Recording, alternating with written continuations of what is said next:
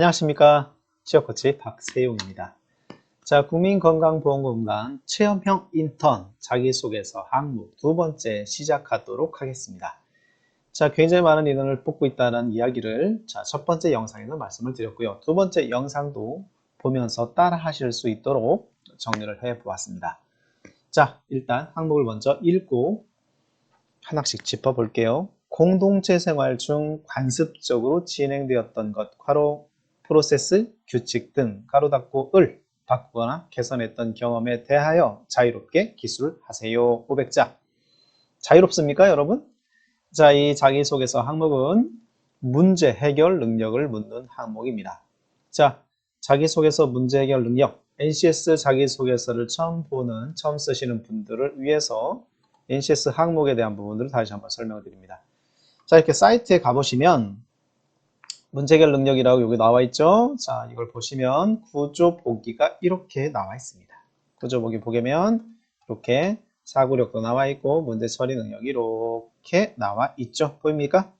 자, 큰 차이는 사고력은 창의적인 내용, 문제 처리 능력은 인식, 선택, 적용, 평가인데 사실 이렇게 세부적으로 보지 않아도 기본적으로 좋은 아이디어가 제안됐고 문제에 대해서 해결했고 좋은 성과로 연결됐다 라고 하는 내용이 들어가면 상관없습니다. 자, 다시 돌아와서 500자 정도의 자기소개서 쓰는 방법, 전형적인 스타 기법으로 설명을 드릴게요. 스타 기법도 다시 한번 설명드릴게요.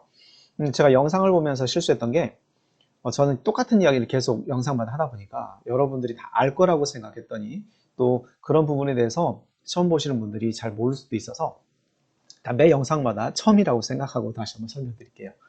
자, 소제목 타이틀. 자, 타이틀.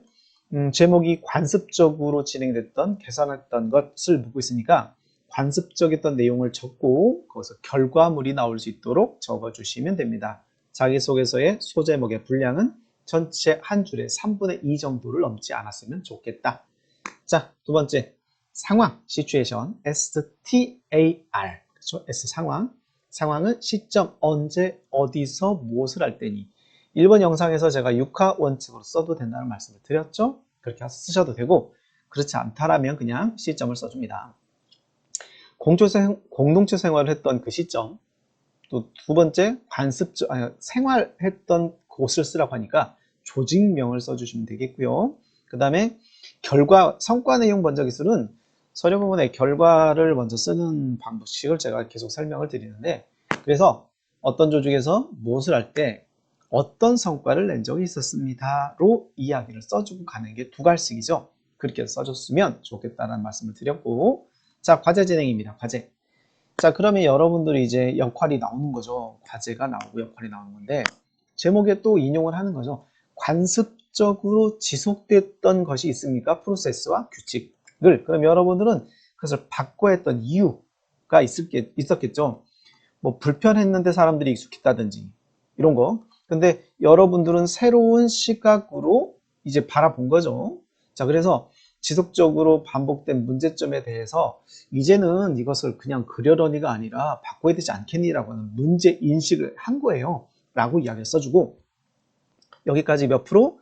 전체 내용의 20에서 30% 정도니까 소제목을 포함해서 과제까지 한 150 정도의 글자 수를 넘지 않았으면 좋겠다라는 이야기를 또 드립니다.